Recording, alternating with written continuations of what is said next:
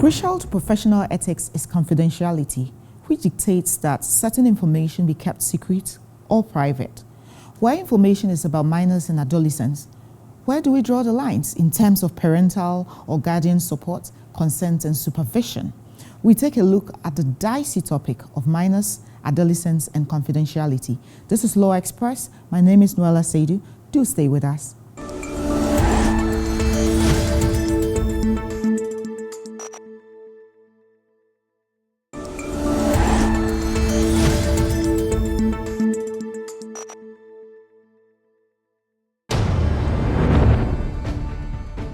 James Kopi Okwedo is a private legal practitioner with a passion for law who finds joy in a variety of activities during his leisure time, including watching movies, listening to music, cooking, and reading.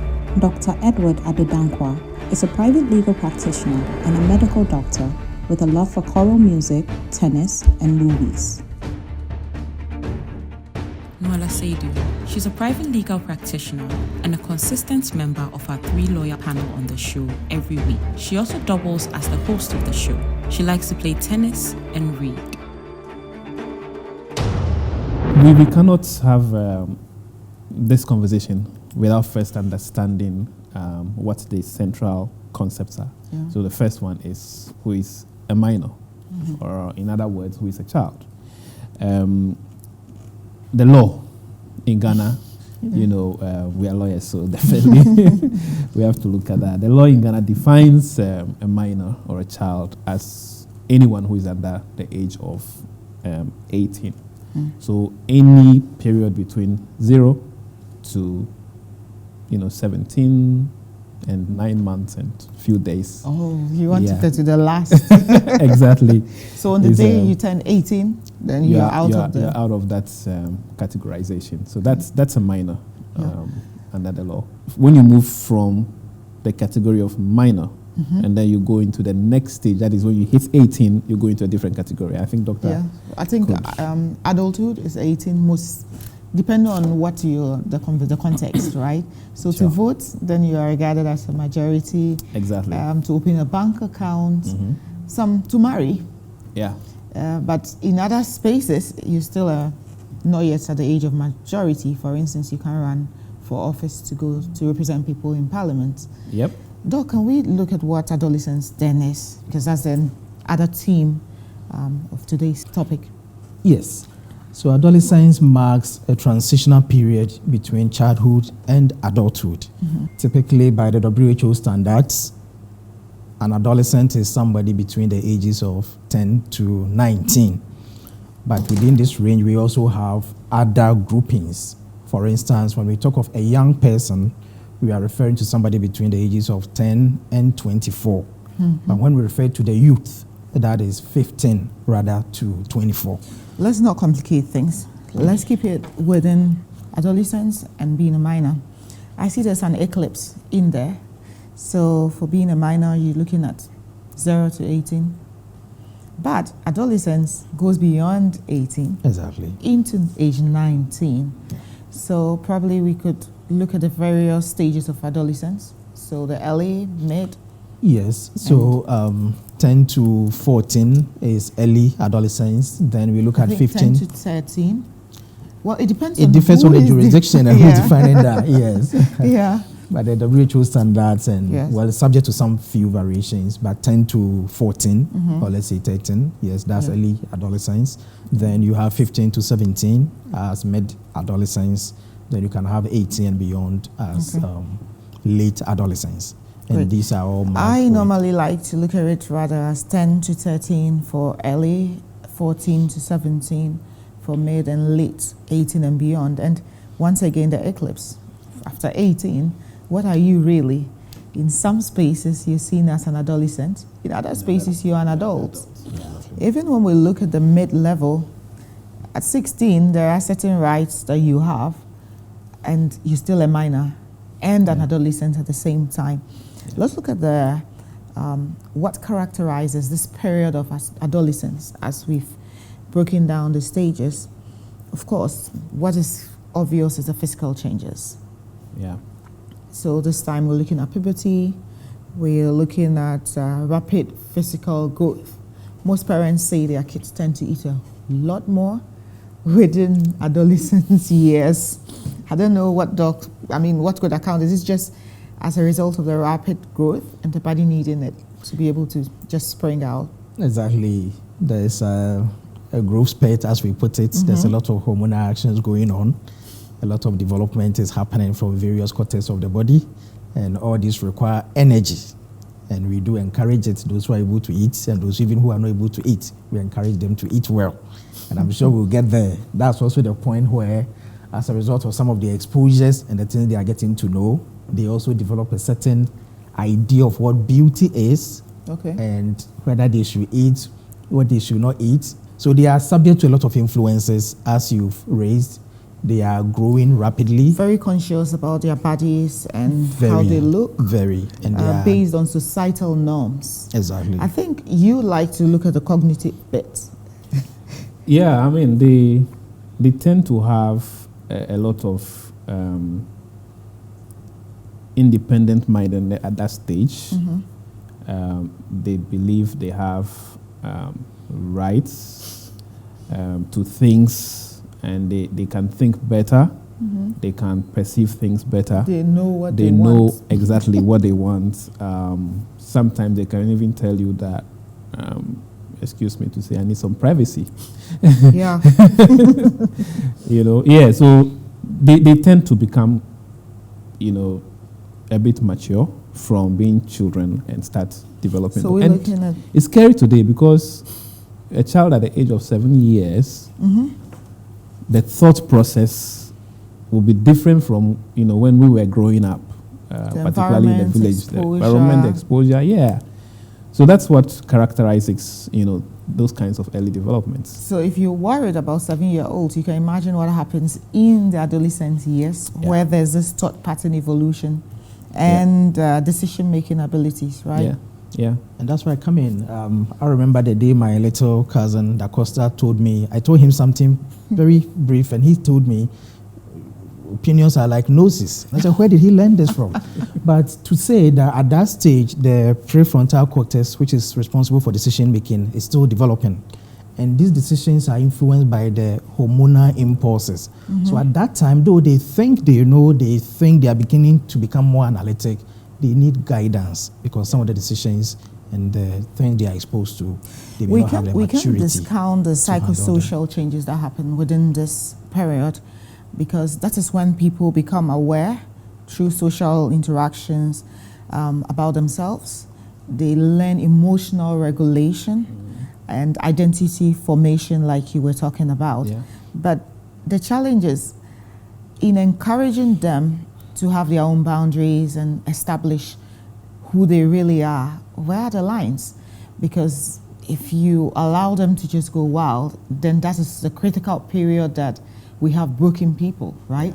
Yeah. It's a very, very important consideration, because if you lose the chance at this stage to be able to manage, that process, you end up creating a child that you can't control, or that you lose control over.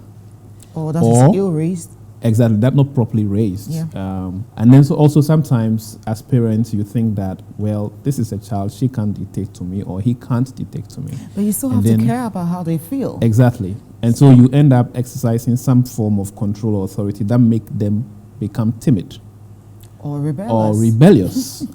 Exactly. So you need a lot of wisdom, at that stage in trying to manage the process. And what I have realized with the developments of society and technology is that this is a stage where you have to really exercise some skill, wisdom, and very good communication ability. Restraint as well. Exactly, and restraint. And if you have to enforce discipline, you should be able to do that, because they need to know the difference between. But that brings another tricky part, because we are not allowed to use corporal punishment or beat your kids after age 13.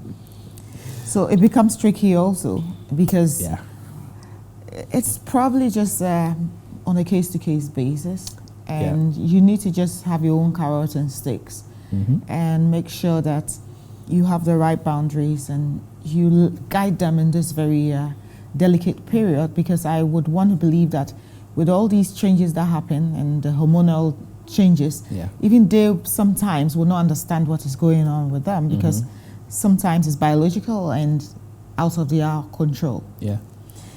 The age of consent, Doc, for sex in Ghana is 16, meaning as a mid-adolescent, okay, the law anticipates that or gives you that opportunity to consent if you want to sex.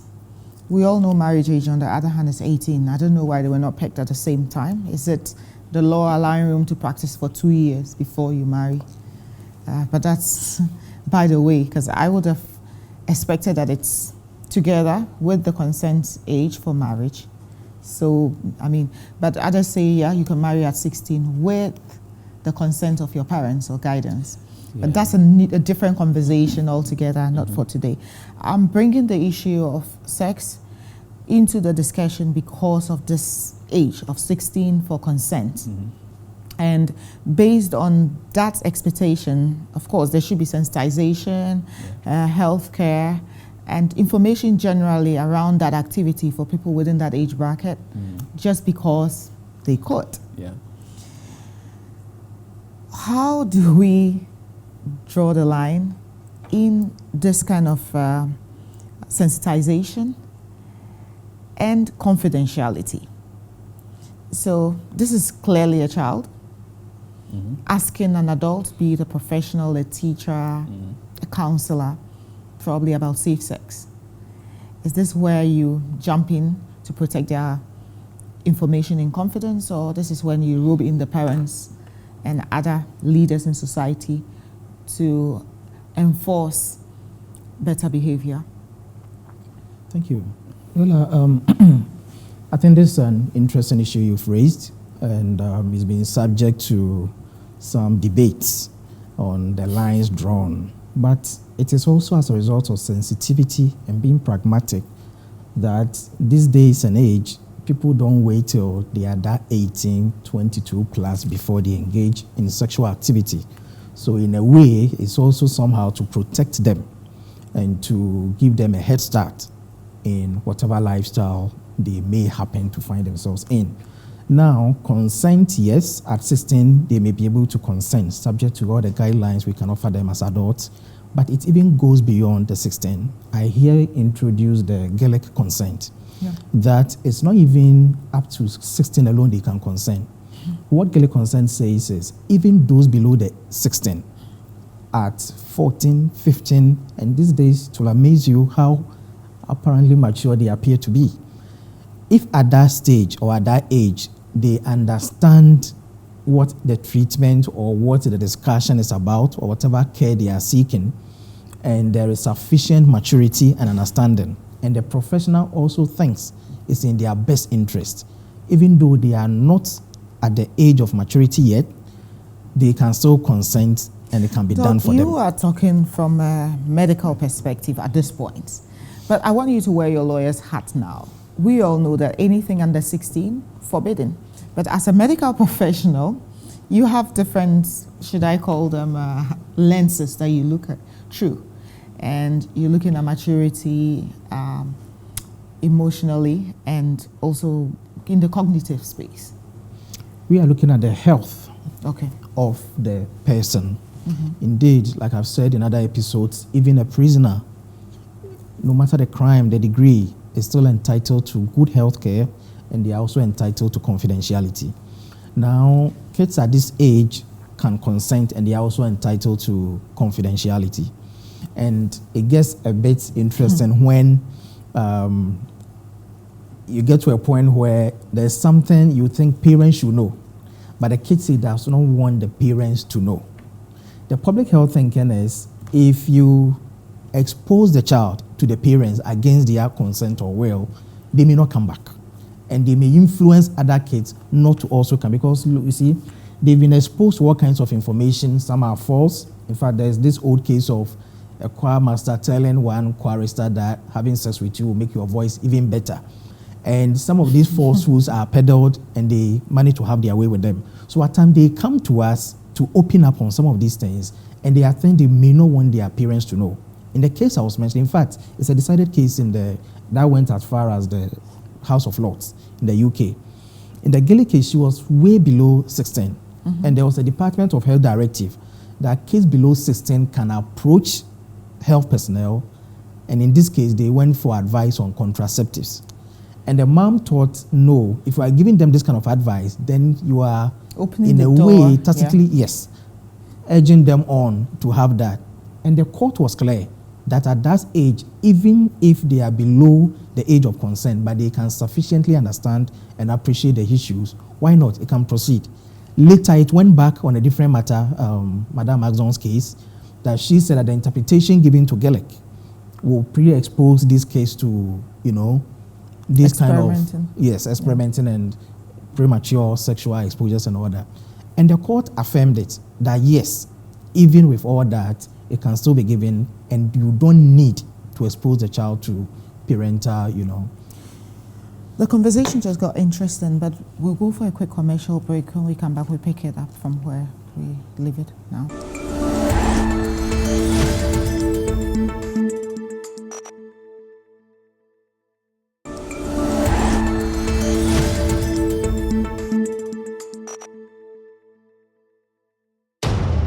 But confidentiality, very, very critical. It's like when a minor or a child or an adolescent comes to you, like a doctor, a professional like a doctor, a nurse, a lawyer, or a psychologist, for example, and confides in you or tells you about something that affects him or her without indicating whether the parents should know or not, you are required to ensure that you manage that information in such a way that it doesn't get to third parties.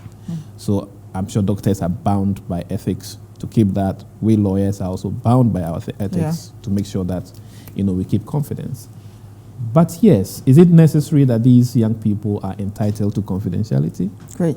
So confidentiality, based on what you just said, is keeping information secret or private in simpler terms. Yes. And it could be a professional standard or a moral dictate. I added that because it's actually your responsibility as an adult who's been entrusted with some delicate information to weigh it. Like you said, the kid might or might not tell you, but you need to know that based on the kind of information that has been entrusted to me, I should keep this private. But it will get tricky, particularly for him as a doctor, if what the child reports to you with requires decision making, which would affect the body, the life of that child. So before we get to those exceptions for confidentiality, can we look at why confidentiality is important or necessary just to start? I mean, yes, keep the information private, but why? It's very important, and I must say it's not only a moral or ethical duty on professionals, including priests. Ghana, we've gone beyond that. Now we've incorporated it into our Public Health Act 2012, so it is now also a legal duty as well to keep confidence. And by that same charter, the Patient's Charter, all patients are entitled, including children. I like how you always take it back to the hospital. We sit outside there, and the moment he comes in, he goes straight into the consulting room. Yeah. They are all entitled. And if you look at what happened with the Naomi Campbell and the MGN case, it was said, and that's something I like very well, that the very nature of an information could incur on it confidentiality. Yeah. In that case, I think she was Alcohol Anonymous meeting for people trying to come out of all kinds of addictions, including alcohol, drugs, and it was exposed. And the court was clear that the very nature of what she was going for called for a reasonable measure to protect her so she can go through the procedure. Yeah. So it is very important because it allowed these people to come to us, and with the knowledge that whatever they are telling us will be kept private or will be kept confidential, they're able to open up, and by that make all the necessary disclosures that will inform care and the accurate diagnosis, if I may put it that way. So it is very important, and especially when we are talking of adolescents or young people who are exposed to all kinds of information. Some of them, their parents have no idea. At times, they are uncertain as to how their parents will react. Then they approach third-party neutrals like us or other professionals to try and open up. And it will surprise you sometimes, some of the things they share with us. When it gets to something, we reveal it to parents. We let parents know. You have already gone into exceptions or situations when you shouldn't. But I am looking at it from a trust perspective, which is the foundation for everything else that has to do with our dealings with other people. So when you trust that somebody is going to keep your information private and you build that trust, it helps you, encourages you to access any kind of counsel that, the right kind of counsel you should get. Because when that trust is there, you're able to put all your cards on the table and tell this person everything about the issue. It also helps, so in the long run, it helps you to address all your sensitive issues that you otherwise might have taken radical decisions or wrong decisions based on the fact that you don't have the benefit of another person's opinion on it. So reduces wrong choices, the risk of wrong choices. We will have to discuss the challenges, and that is where we dovetail into what you were talking about, the exceptions to the requirements of confidentiality. But we sampled people's opinion on today's discussion. Let's take a listen, and then after reacting to same, we can then talk about the challenges of confidentiality.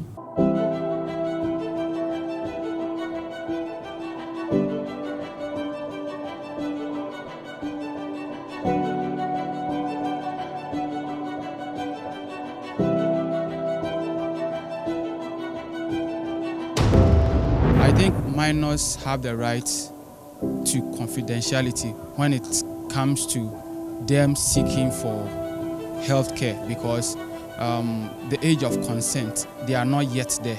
So even if they come to you as a doctor or when they visit any facility, you just have to even involve their parents in there, because whatever that transpires between you and her, the law won't recognize it because they are not of that age to make decisions for themselves.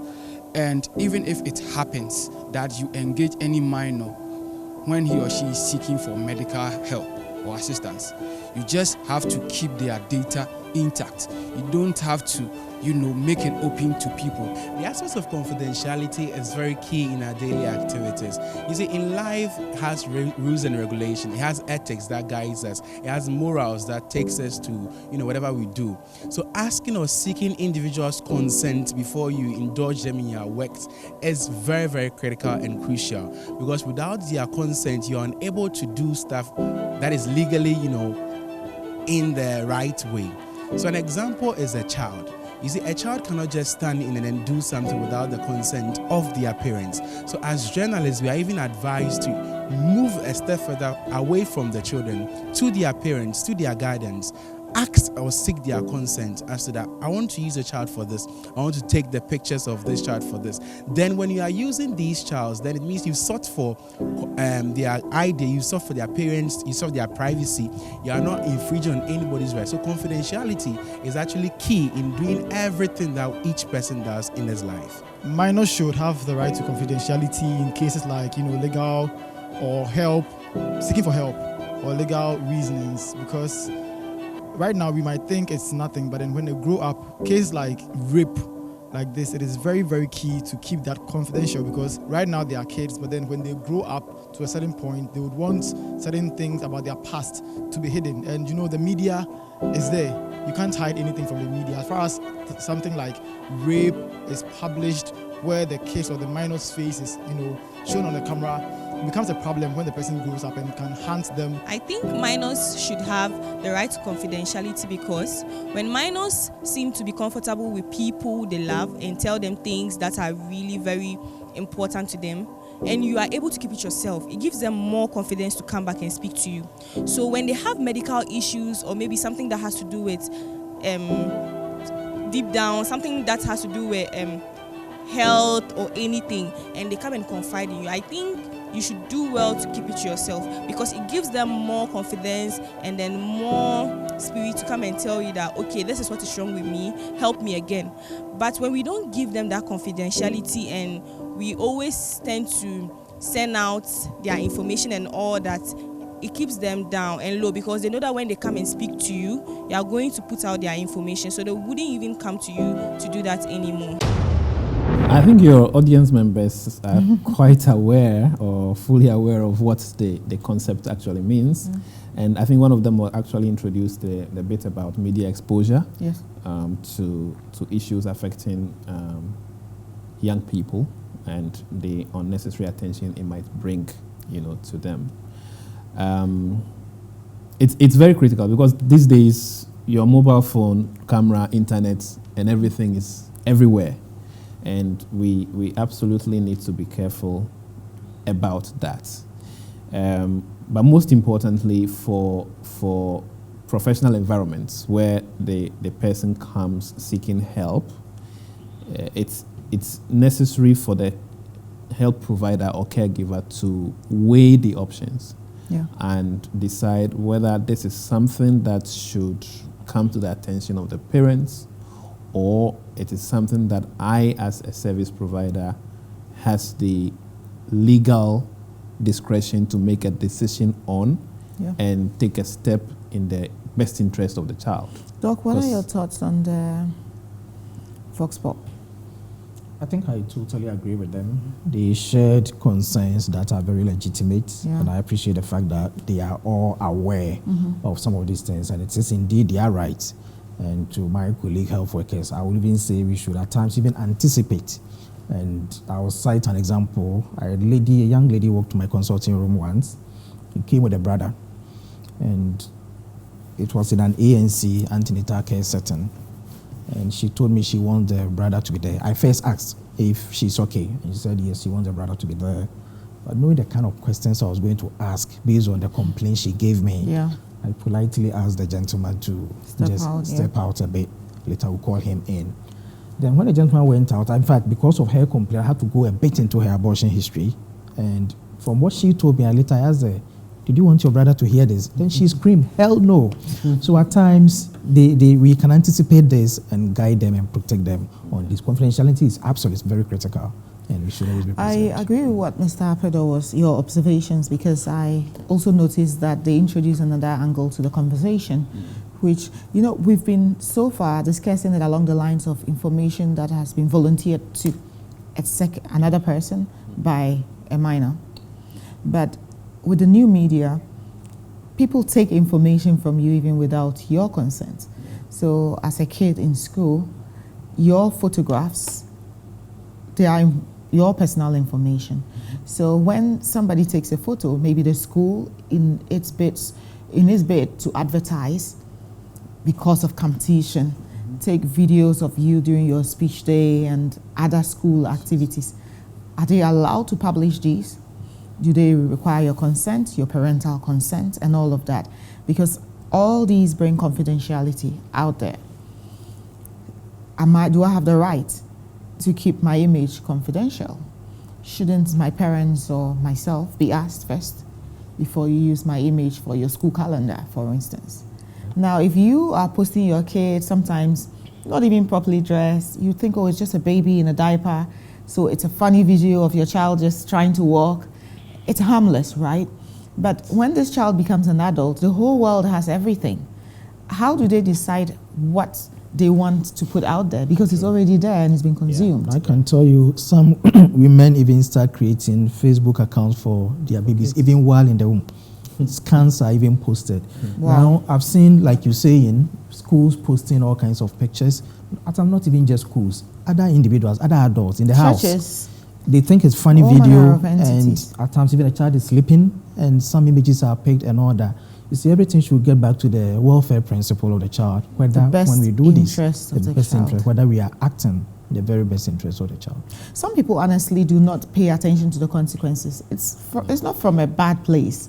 They just want to associate with their kid. They are proud of their children. So going back to the school publications, if the parents on their own come to film their kid on maybe the speech day, on the graduation day, and publish it and give it to bloggers. That is their family conversation. I was looking at the situation where the school publishes. That's a different conversation as well. Yeah. But even at the point where the parents are doing that, does your child really want this? Did you have this conversation with your adolescent 17, 18-year-old at the time that you were doing this? Or you just felt that, look, I'm so proud of you, I can put you out there. What if this kid in 2 years is like, no, I regret having this out here? Because then people have images of me, and it's easy to make publications, it's easy to connect the child to some mistake maybe in the future. I mean, there's even another angle to this whole confidentiality thing, where you're sitting maybe in a public space and somebody's taking a video without your consent. You're in the background. Can you imagine as a church elder in the club, and then somebody takes a selfie and posts it and you're caught in the background? No, I think for that one, authorities are quite settled on that. If you find yourself in a public space, the assumption here is that you've consented, and I think that's similar to the case that happened in the US not very long ago regarding the CEO who was found in the cold plea. But it's tricky there because once you've not expressed any interest in protecting that image and you've put it out there in the public, the assumption is that you consent to it. It's tricky where you're looking at minors. So there's something happening. The new media has opened a lot of doors. And I feel most of their conduct still remain in gray areas in ways that we are largely unregulated. So you see two children maybe fighting or doing something that you think people will be excited to view. And then you video them and put it online. You meet a little child in distress, you video a little short interview with the child and you put it out for clicks.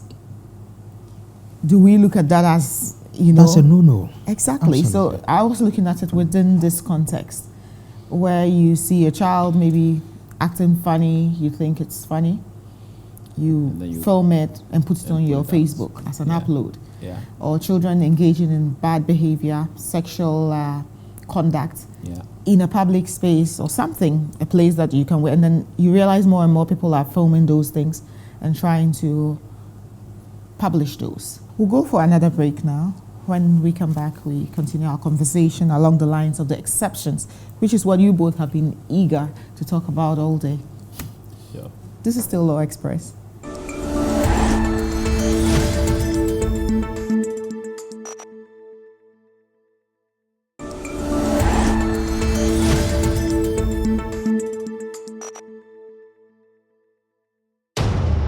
Confidentiality is not absolute, and it has exceptions which permit us to breach it at times when it's called for it.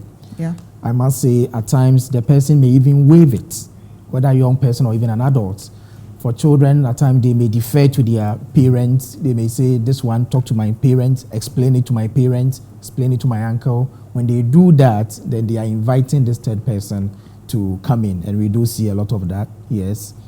Yeah, so do you anticipate a situation where somebody walks into a consulting room, say for a doctor, a lawyer, whatever it is, then this adolescent or minor tells you their problem and you realize that this one, they may not be able to pick the right decision because of probably the consequences. Would you encourage this kid to probably bring in the parents, or you leave it to the kid to decide if they want parents or guardians involved in the decision making? This depends on the young person involved, their age, their level of understanding and maturity. Yeah. The default position when it comes to children is to have their parents in, is to inform their parents, let them be part of the decision. After all, when they go back home, they will do the monitoring, and at times they may have even observed other things about the child himself may not even be able to tell us. So the default position is actually to involve them. It is only when the child insists that for some reasons does not want the parents to know. And it should be documented that we made efforts to actually encourage them to involve the parents. So at times, if we look at it and it's such that we need to involve the third party or the parent and the child is not comfortable, we go into counseling mode. At times, we may even look at other third parties the child may be comfortable with. So we bring in such people and it's all in the interest of the child, and we are able to come up with optimal care for the person. Great. Another instance probably is for waiver is danger. Yeah, I mean, I don't know. I'd like to ask the doc if, if in your professional view, you think that the child might be in danger, would you, without the child's Consent, involve the responsible third party? Exactly. There are instances where the danger is such that it places others at risk of harm or imminent harm or serious threat of harm, even to the child himself or herself. Yes, we are supported in law to do so. And I usually cite this Tarasov case where a young guy who had been, refused by a young lady became depressed and threatened to kill her. The doctor acted right by informing the police to act. Even that, the police did not inform the relatives of the young lady. And within a month, the gentleman carried out the act. And when they were taken on, that's Regent University of California, the court held that they should have informed the lady and her relatives because of the harm involved. Yes. And so it was specific to her. They were very specific to her so that they could take measures. So yes, and typically we raise this in the context of HIV and co, where people are not willing to disclose to partner they should disclose to, and they become a danger. So communicable and infectious diseases. Yes. So especially where they exhibit signs that they do not care about other people. Exactly. And they're not going to be careful not to spread it, but rather some people come from a place of vengeance. Like if I have it, everybody, as many people as possible should come with me. Exactly. Then of course there's a situation of suicide. Yes. If somebody walks in and is suicidal, you might want to put the person on a suicide watch. Yeah. In a way that you need to bring in the family to assist with that. Exactly. If somebody also walks to a lawyer and tells the lawyer that, look, I killed this person, that is a different conversation that's been done already. But then I intend to kill another person. Yeah. At that point, yes, just like in that case, you're required to breach that confidentiality to support society or for the societal good. Yeah. It can also be breached when the law requests it in a proceeding in court and it is demanded in any disciplinary hearing, and you are supposed to make some disclosures.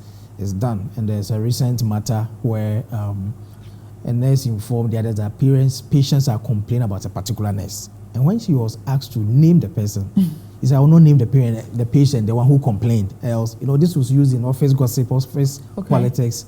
So it went to the Nurse and Midwifery Council. And they said, no, at this point we are working on it. And he has considered a proceeding. So you need to disclose that. She did not, and she was fired. She went to court and the court affirmed this. So when proceedings or legal entities request for those information, yes, including the police, it should be disclosed. But that will be within the space of relevance.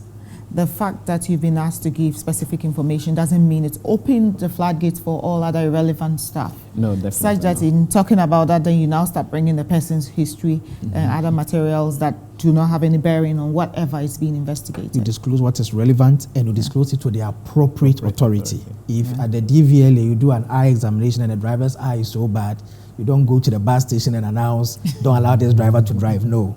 You go through the appropriate, authorities, and you disclose only what is necessary. And in those circumstances, the law is firmly on the side of the person making the decision to ignore the rights of the child's to confidentiality, to go beyond that and involve appropriate authorities, involve third parties. And again, I would say it's in the best interest of the child, because if he wants to commit suicide and you said, okay, well, confidentiality means that I shouldn't involve someone else. To help, Exactly. Then the person goes ahead to do that. I think it's a situation where best interest of the child or person supersedes professional secrecy. Absolutely. We have some questions from social media that we should try to answer, considering the fact that we do not have the benefit of feedback or further questioning to get specific details. So we'll try our best.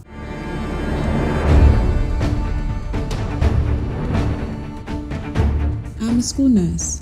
I noticed that a 15-year-old girl who was just reported to school has been bleeding.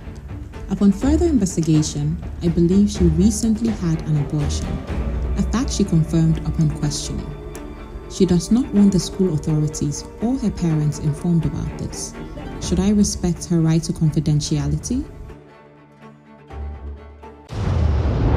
I would say on this particular fact, it may be necessary to involve the parents of the child, because the act has already happened, and the impact of that is actually following. Probably the method that the child used in carrying out the abortion may be unsafe, maybe dangerous to her health. So it is critical that she, as a nurse, actually start involving the parents or the other authorities in order to safeguard or save the situation, so that dangerous abortion does not lead to the child actually having maybe permanent inability to give birth again in the future, or even other health complications or dying. So on this particular instance, it's possible that you quote unquote breach the confidentiality of the situation and involve the parents. But as a non-medical person, I probably should weigh in before Doc tells us the actual position with situations like that. I do not think that it's a straightforward conversation as to whether or not she has that chance to waive the confidentiality responsibility on her. First of all, this child has trusted you enough to confess to the fact that this was what happened. I did, yeah. It is not like you're still trying to get the information and she's not cooperative in a way that you need to bring other people. Mm-hmm. She's told you this.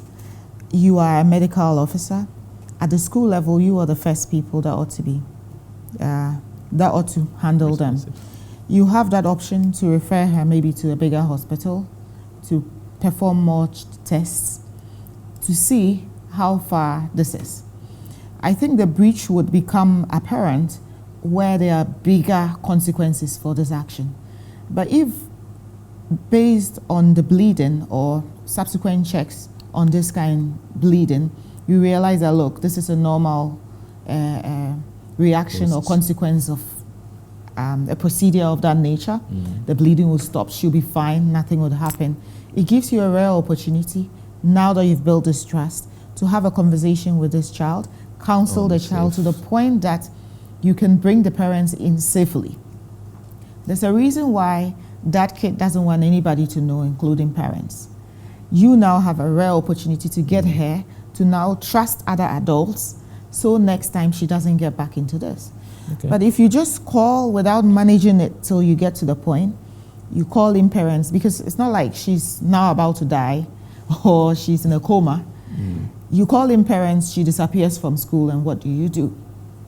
So yes, it's necessary. Parents should know, because you've sent your kids to school, you've entrusted them under the other adults' care. But how you manage it to the point of breaking the information to the right people is what I'm looking at. Fair. Indeed, even in cases of legitimate basis where you can breach, there are still ways of going about breaching it. Okay. You say you never breach it without informing the person. You tell the person, you counsel the person, you give the person the reasons why you need to involve others. They should always be aware of even whom you are going to inform. In this particular case, the nurse had a great sense of suspicion. Yeah. And the young lady had opened up.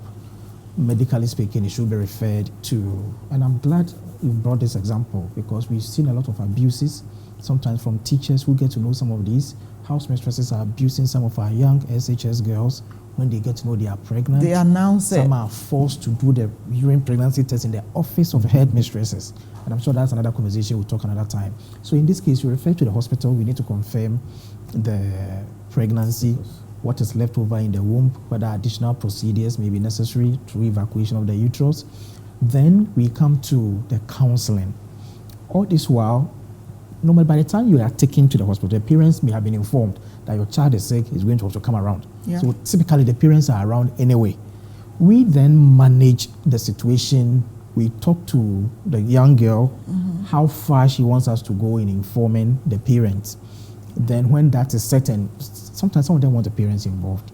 But in case she says, because of what's likely to come, don't say it now, we can hesitate a bit. We can go ahead with our, workup and management.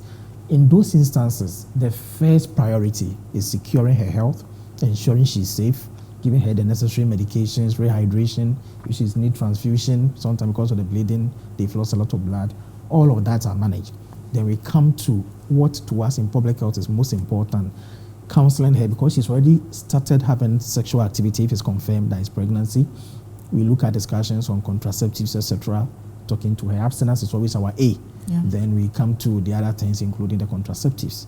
There are various methods and all that. So it's a whole bout of discussion. Where the parents have to come in, we do it in a controlled sense. Sometimes the parents overreact and they make a mess of the whole situation. Overreact? Yes. It's relative. Sometimes they do overreact because from our thinking, if you do anything that's the next time she won't go and open up to the nurse. She won't even attend the hospital. Yeah. She'll go to that sister who's in the community who gives some With broken non-judgmental bottles, and sometimes some of them are using all kinds of sticks to do all kinds of things. We want to avoid that and ensure their safety. So those are some of the guidelines that help us arrive at these. But as to whether the parent should be informed or not, if the child insists that the parents should not, it will take us back to the case I earlier mentioned, Gillick and Axon. And in extreme cases where they don't agree, we will also keep mute and ensure they are well protected for next time. I'm a banker who opened a bank account for a minor 5 years ago. The father held the account in trust for his son until the boy turned 18 this year. Since the boy took control of the account, he has spent half the money saved over many years in just 2 weeks. He has mostly spent the money on clothes and video games. Can I tell his father, who is still my client, about the situation?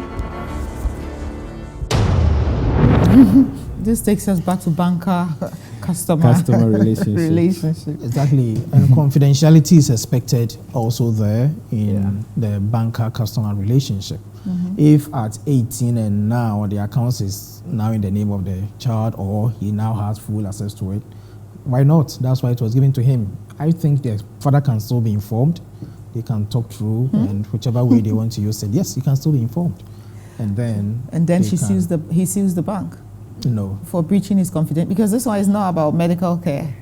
It's a personal life decision. What if the father was no more? Who are you going to tell? At this point, it's his money. He decides he needs to learn the hard way. Yes, really, I think a banker's hands will be tied in this situation because the father trusted him to be able to take responsibility for his financial affairs at 18, and that's why he opted to give him that chance. There were no other harnesses that says that, look, though I'm giving it to him at 18, he's allowed to spend up to this cap every month, right? It means he has absolute control of his own money. So if I were the banker, I will have to err on the side of caution because you might mean well trying to help your client and his son, but end up opening the bank up to all manner of suits. Yeah. So if you have a great relationship, you might find a way of subtly hinting, but beyond that.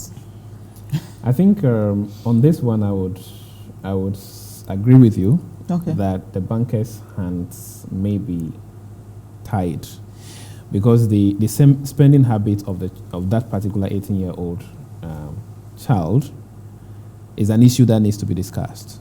But it should be between the relationship officer and the customer, who is the 18-year-old.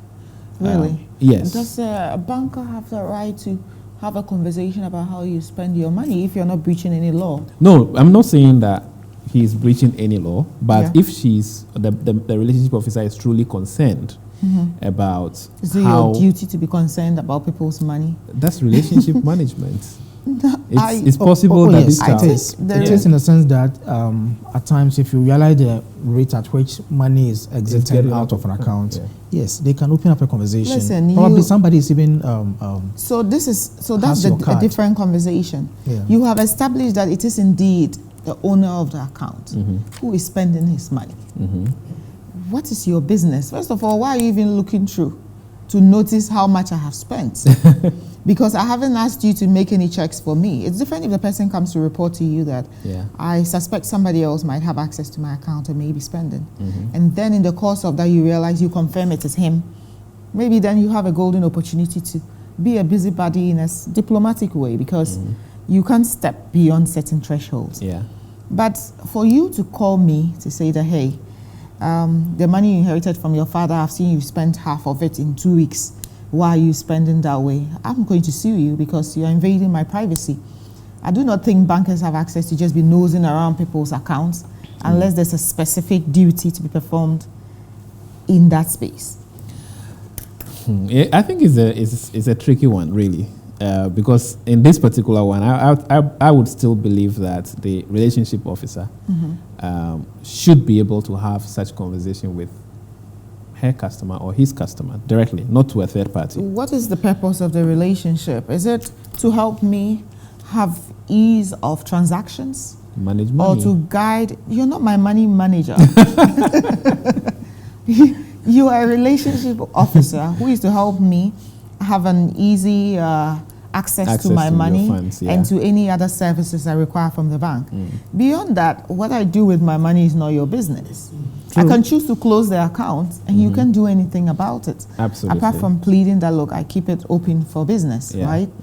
So if you start talking about people's spending habits, that could be a breach of the person's privacy. Well, I think a responsible bank also should have a duty to notice when because you look at the spending pattern, and then if you notice anything so unusual, they can also be notified in a way and can go a step further to verify.